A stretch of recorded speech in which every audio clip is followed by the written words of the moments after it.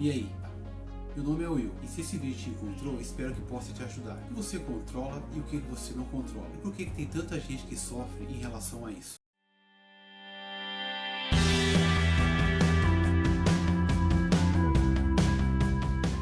Tem pessoas que acham que podem controlar tudo. Acham que podem controlar situações, acham que podem controlar o entorno em volta delas, acham que podem controlar até as pessoas. Nós sabemos que as coisas não são bem assim, não é mesmo? Principalmente controlar outras pessoas. Veja o caso de duas pessoas que começam a ter um relacionamento. Um dos lados acha que pode controlar o outro. Acha que pode controlar suas atitudes, o jeito de se vestir, o jeito de se falar, a hora que chega, a hora que sai, e acha que tem total domínio sobre a pessoa, minando o poder de escolha que o seu parceiro ou parceira tem. E nisso, a relação começa a ficar tóxica. Agora imaginemos que essa relação, ela dê certo, entre aspas, e essas pessoas se casam. O que será desse casamento onde só um lado tem a fala e o outro não? Será que esse casamento está fadado ao fracasso ou ele vai chegar a ter sucesso? Hoje em dia, em muitos casos, os casamentos têm acabado por muito pouco. As pessoas estão percebendo que relacionamentos tóxicos, as pessoas estão mais ativas, os relacionamentos estão cada vez mais frágeis e as pessoas estão muito ligadas no seu parceiro ou na sua parceira. E quando o relacionamento começa a ficar tóxico, começa a ficar insustentável, logo as pessoas vão embora. E o controle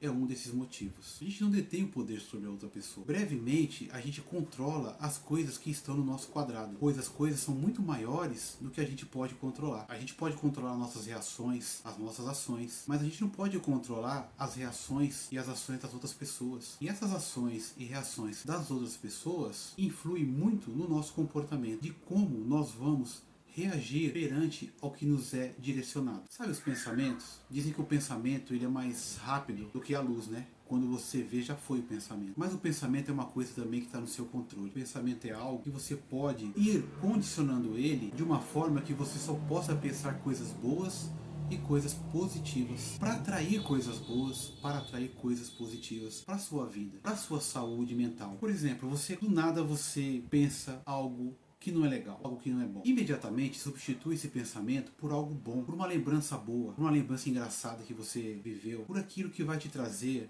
uma felicidade. Desta forma você vai eliminar aquele pensamento negativo. E faça assim toda vez. O pensamento ruim invadir a sua cabeça, ou que um mau pensamento passar sobre a sua cabeça. Lembre-se que o pensamento é só um pensamento e nada mais. O pensamento é uma coisa que vai, e se você deixar ir, ele vai. É só um pensamento e nada mais. Lembre-se, o pensamento vem, mas da mesma forma que ele vem, ele pode ir, ele não precisa ficar na sua cabeça. Veja que o pensamento é igual a um passarinho que está voando. Ele passa sobre a sua cabeça e você que está no controle, se você permitir, ele vai fazer um ninho na sua cabeça. Caso contrário, ele vem e vai e pronto. Alimentar pensamentos ruins de nada te agregam, de nada te ajudam a te impulsionar para frente. Elimine os pensamentos ruins, porque você tem o controle sobre os seus pensamentos, assim como os seus hábitos e o seu esforço. Os hábitos que você pratica no dia a dia demandam muito sobre você. A forma que você se comporta, a forma que você se dirige perante a vida, a forma como você lida dia a dia com os seus hábitos, vai dizer muito de quem é você. E nisso você tem total controle. Você pode ter o hábito de caminhar de manhã, que é uma coisa muito saudável. Você pode ter o hábito de ir para academia logo após o trabalho. Você pode ter o hábito de comer comidas saudáveis, de não fumar, de não beber. Isso é um hábito e isso demanda um controle sobre os seus hábitos, assim como o esforço. O esforço é tudo aquilo que demanda a sua energia, aonde você vai colocar a sua energia, seja num projeto novo, seja num novo trabalho, numa nova faculdade, num novo curso, numa nova leitura. É o seu esforço pessoal. Então pense que as coisas estão sob o seu controle e você pode, da melhor forma que você escolher, controlar elas. Mas tudo isso você tem que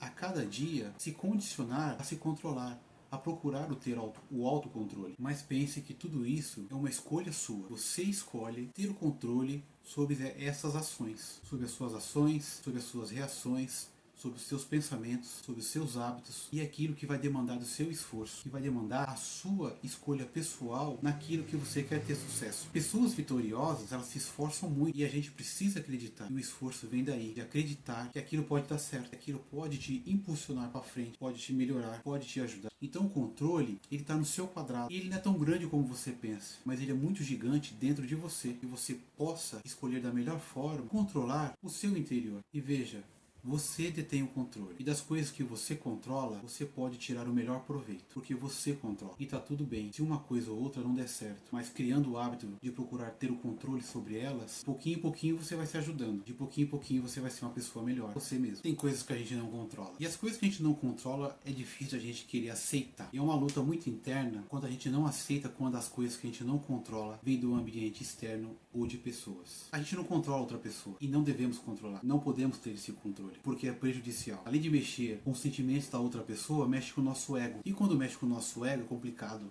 Porque o ego, ele se sente contrariado em tudo aquilo que ele não controla. E a gente se sente vaidoso, egoísta, egocêntrico. Percebe como uma coisa leva a outra? E tudo isso é um sentimento contrário que nos faz crescer, que nos faz entender até onde a gente pode ir, até onde é a nossa linha, até onde termina o nosso direito e começa do outro. As ações de outras pessoas mexem com a gente. Falando de relacionamentos, a pessoa decide que não quer mais continuar aquele relacionamento. É do controle dela e não é do seu controle. Não é do nosso controle. E por mais doloroso que seja, a gente tem que procurar entender essa parte. É claro que os motivos são diversos, mas a gente não controla ninguém, a não ser nós mesmos. Os sentimentos de outras pessoas a gente não controla. Então cabe a nós procurarmos termos maturidade e entender a linha divisória das relações. Cabe a nós, ao crescimento nos é imposto, porque não ter controle das ações de outras pessoas nos força a um crescimento que muitas vezes a gente não sabe que tinha. Tem uma situação que muita gente vai a um templo religioso, a uma casa espírita, a uma igreja, a um centro evangélico, ou vai pelo amor ou vai pela dor. E acontece de muita gente ir pela dor. Se não vai pelo amor, vai pela dor.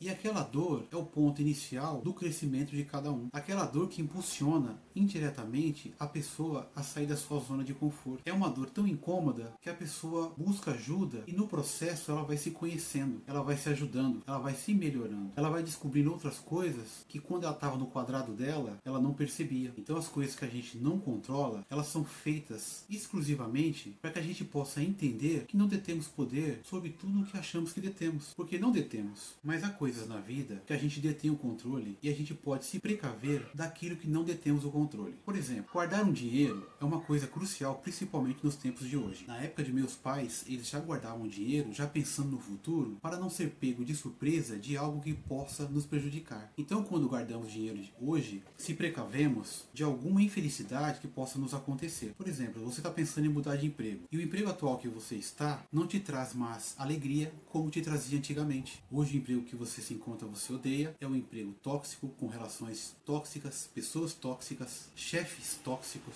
aquele colega de trabalho que te suga, só você trabalha e no final das contas ele é promovido. Acontece muito e você vai perdendo o brilho no olhar naquele emprego que você tinha. E você começa a pensar sobre o seu futuro, como vai ser a busca de um novo emprego. Pense que você guardou dinheiro se resguardando do futuro. Então você está mais calçado, você está mais confortável para que, se você mudar de emprego, você tem um dinheiro ao qual você possa se manter. Se, por exemplo, você também for demitido de uma hora para outra, porque acontece, a pessoa muitas vezes acha que está no emprego, está bem, e é recebido com a notícia de uma demissão, e é pego de surpresa, e não tem uma reserva de emergência para situações de urgência como essa. Então você tem o controle de guardar o dinheiro, de estar se precavendo de algo ruim que possa lhe acontecer, o emprego que você perde de uma hora para outra, porque às vezes você está no emprego, você acha que você está bem e você é mandado embora, às vezes você pode bater o carro, você não tem seguro, mas tem um dinheiro guardado. Então são infinitas coisas. Então quando você tem um dinheiro guardado, você tem uma precaução do seu futuro e consegue ficar com a cabeça mais tranquila, consegue ter o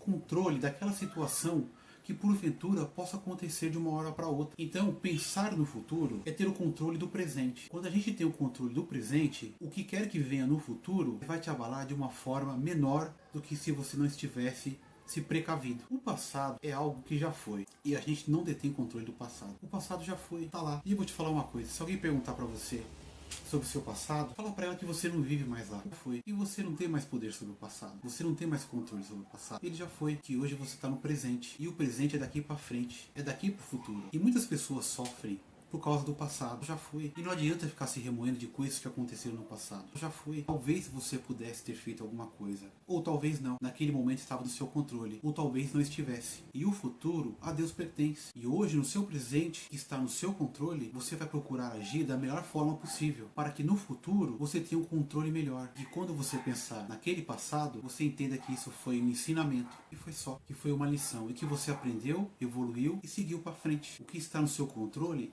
está no seu controle, está tudo bem. O que não está no seu controle, não está no seu controle. E também está tudo bem. E não adianta ficar ansioso por isso. Porque a única pessoa que vai sofrer é você mesmo. E mais ninguém. Porque ninguém vai ligar para você. A não ser você mesmo. Você é a única pessoa que deve ser, de uma forma bem bondosa, ser egoísta com você mesmo. Não sofrer por coisas que não estão no seu controle. E no final das contas, está tudo bem. Aquilo que você controla da melhor forma possível. De uma maneira saudável, de uma maneira equilibrada, de uma maneira tranquila, serena. E aquilo que você não controla.